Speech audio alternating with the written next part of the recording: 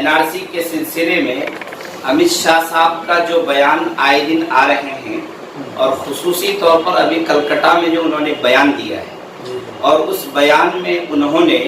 सिख का नाम लिया, ईसाई का नाम लिया, हिंदुओं का नाम लिया, जैनियों का नाम लिया, लेकिन मुसलमान का नाम नहीं लिया। इससे पता ये चलता है कि अंदर खाने कुछ चल रहा है जिसके लिए वो कुछ खास तैयारी कर रहे हैं। एक बात। दूसरी बात यह है कि उसी बयान में अमित शाह साहब ने ये बात कही है कि सिटीजनशिप अमेंडमेंट बिल हम लाएंगे और फिर उसके जरिए से जो 13 लाख आसाम में रह गए हैं नॉन मुस्लिम, गैर मुस्लिम, या कहीं और एनआरसी किया जाता है और एनआरसी के बाद गैर मुस्लिम अफराद रह जाते हैं, चाहे वो सिख हो, ईसाई हो, बौद्ध हो, जैन हो, हिंदू हो, तो हम उनको सिटीजनशिप अमेंडमेंट बिल के जरिए इस मुल्क का वासी समझेंगे, इस मुल्क के रहने वाले समझेंगे।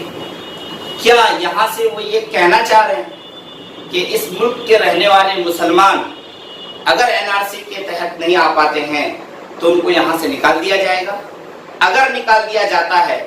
तो क्या इस मुल्क में अमन व अमान की जो फिजा बरकरार है वो कायम रह पाएगी? क्या वो जो 30 करोड़ की आबादी है जिसमें से मुमकिन है कि 10 करोड़ लोग ऐसे हो जाएं जो एनआरसी के मातहत नहीं आ पाए, आप उन 10 करोड़ लोगों के साथ क्या करेंगे? इस सिलसिले में हम ये गुजारिश करना चाह रहे हैं हुकूमत से कि अगर आप सिटीजनशिप अमेंडमेंट बिल लाना चाह रहे हैं तो उसमें आप ये शिक जरूर रखें कि मुसलमानों के साथ भी इंसाफ किया जाएगा। और अमित शाह साहब से हम ये दरखास्त करना चाहेंगे मजलिस उलमाए मिल्लत की तरफ से कि जब कभी वो बयान करें तो वो सिख, ईसाई, बौद्ध, जैन और हिंदू सिर्फ इसी के गिरामंतरी नहीं है, वो मुल्क के गिरामंतरी हैं और इस मुल्क में मुसलमान भी रहते हैं। लिहाजा वो अपने मुसलमान भाइयों का भी नाम ले लें। वो तो एक तरफ कहते हैं कि हम मुसलमानों का दिल जीतना चाह रहे हैं और दूसरी तरफ उनके बयानात इस तरह के आ रहे हैं जिससे ये बात वाज़ेह हो रही है कि वो मुसलमानों से नफरत करते हैं। आखिर आप हुकूमती सतह पर अगर नफरत की फिजा कायम करने की कोशिश करेंगे तो आप फिर ये कैसे सोच सकते हैं कि आपका मुल्क तरक्की करेगा? आप अपने पड़ोसी मुल्क का नाम लेते हैं, आप खूब नाम लीजिए, लेकिन जीडीपी अगर आप अपना देखेंगे तो हमने सुना और पढ़ा है कि हमारे मुल्क की जो जीडीपी है वो बांग्लादेश से जो है वो नीचे चली गई है और वो पड़ोसी मुल्क से नीचे चली गई है। अच्छा, दूसरी अहम बात यह है कि कहीं ना कहीं ये बात वाज़ेह करना चाहते हैं कि हम इस मुल्क को हिंदू राष्ट्र बना दें, जैसा कि यहूदियों ने इजराइल को यहूदियों का एक खास मुल्क बनाया है और यहूदियों का ऐलान है कि पूरी दुनिया में जहां कहीं भी कोई यहूदी है वो बगैर किसी झिझक के इजराइल में आकर के बस सकता है और रह सकता है। तो ठीक इसी तरीके से इस मुल्क को वो हिंदू राष्ट्र बनाना चाह रहे हैं और हिंदू राष्ट्र बनाकर वो ऐलान करना चाह रहे हैं कि पूरी दुनिया में जहां कहीं भी हिंदू रह रहे हैं वो बगैर किसी झिझक के और बगैर किसी कानूनी कार्रवाई को किए हुए यहाँ पर आकर के रह सकते हैं। याद है, ये बात अगर वो जाहिर करना चाह रहे हैं और कहना चाह रहे हैं तो इसके लिए तो फिर यहाँ का जो कानून है उसको बदल देना पड़ेगा। यहाँ का जो जमहूरी कवानीन लिखा गया है उसको मलियामेट कर देना पड़ेगा और पूरा मुल्क जो अभी भी अमन व अमान की फिजा के साथ कायम है वो सिर्फ और सिर्फ जमहूरी कवानीन की वजह से है। लिहाजा जमहूरियत को जिंदा करने की जरूरत है। अमित शाह साहब का कलकत्ता वाला जो बयान है वो गैर आईनी है, गैर जमहूरी है, गैर दस्तूरी है, गैर कानूनी है। उनको अपने इस बयान को वापस लेना चाहिए और आइंदा कभी किसी जगह अगर वो इस तरह का बयान फरमा रहे हैं तो उनसे हमारी दरखास्त है, मजलिस उलमाए मिल्लत की दरखास्त है कि वो थोड़ा सा मुसलमानों का भी नाम ले लें ताकि मुसलमान खौफ के साए में न जिएं और मुसलमान जो है सोचे कि भाई ये मुल्क हमारा है। रही बात यह कि इस मुल्क के लिए मुसलमानों ने कुर्बानियाँ दी हैं और इस मुल्क के लिए मुसलमान कुर्बानी देंगे और मुसलमानों का डीएनए ये बता रहा है कि मुसलमान इसी मुल्क के रहने वाले हैं, इसी मिट्टी से पैदा हुए हैं और اور اسی مٹی میں مریں گے کہ وطن سے محبت کرنا ایمان کا تقاضا ہے. ایک مسلمان اس وقت تک پکا سچا مسلمان نہیں ہو سکتا ہے جب تک کہ وہ اپنے وطن سے دل سے محبت نہ کرے. لہذا ہم یہ بات کہہ رہے ہیں کہ ہم اس ملک کے رہنے والے ہیں, اس ملک سے محبت کرتے ہیں. آپ دوسری جگہ ہمیں کیوں بھیجنا چاہتے ہیں؟ ہم سے مراد جو وہ لوگ جو NRC کے تحت نہیں آ سکتے. ایسا نہیں لگتا مولانا کہ وہ خود اپنی جال میں آسام میں پھنس گئے,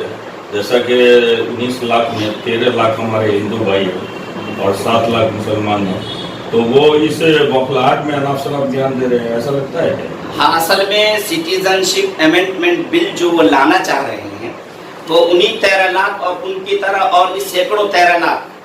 پھنس جائیں گے. تو ان کو بچانے کے لیے سٹیزن شپ امینڈمنٹ بل جو ہے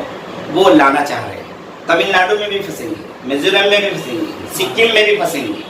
یہ ہر جگہ پھنسیں گے, یوپی میں بھی پھنسیں گے. لہذا اگر آپ ان کو دینا چاہ رہے تو ان لوگوں کو بھی دیجیے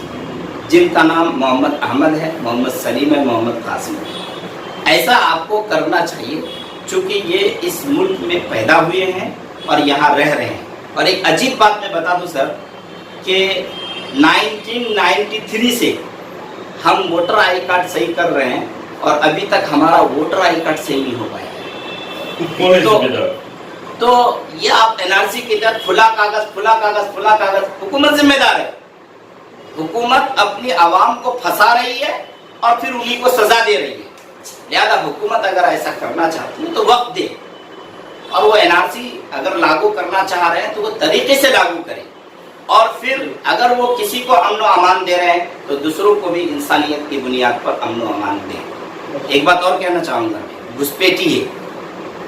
گھسپیٹیا اگر ایک مسلمان ہے تو آپ صاف سی بات یہ کہہ رہے ہیں کہ ہم ان کو نکال کر باہر کریں گے, اور اگر ایک غیر مسلم ہے تو آپ صاف سی بات کہہ رہے ہیں کہ ان کو ہم رکھیں گے. اچھی بات ہے,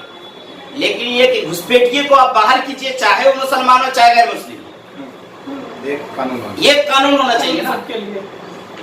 اگر آپ یہ مذہبی کارڈ کھیل رہے ہیں تو آپ خود یہ بات کہہ رہے ہیں کہ ہم اس ملک میں امن و امان نہیں چاہتے. اور ایک گزارش جو اخیر میں کہنا چاہوں گا پورے ہندوستان کے تمام مسلمانوں سے اور پورے ہندوستان کے تمام انسانوں سے کہ بھائی NRC کے سلسلے میں وہ خوف زدہ نہ ہو. اور مسلمانوں سے خاص طور سے یہ کہنا چاہوں گا اور مسلم تنظیموں سے یہ کہنا چاہوں گا کہ آپ لوگ میدان میں آئیے اور ایک مدعا یہ اٹھائیے کہ بھائی ابھی تک ووٹر آئی کارڈ آپ صحیح نہیں کر پا رہے ہو تو NRC کے کاغذات کیسے صحیح کرو گے. ہم NRC کے ہی خلاف ہیں. ہم NRC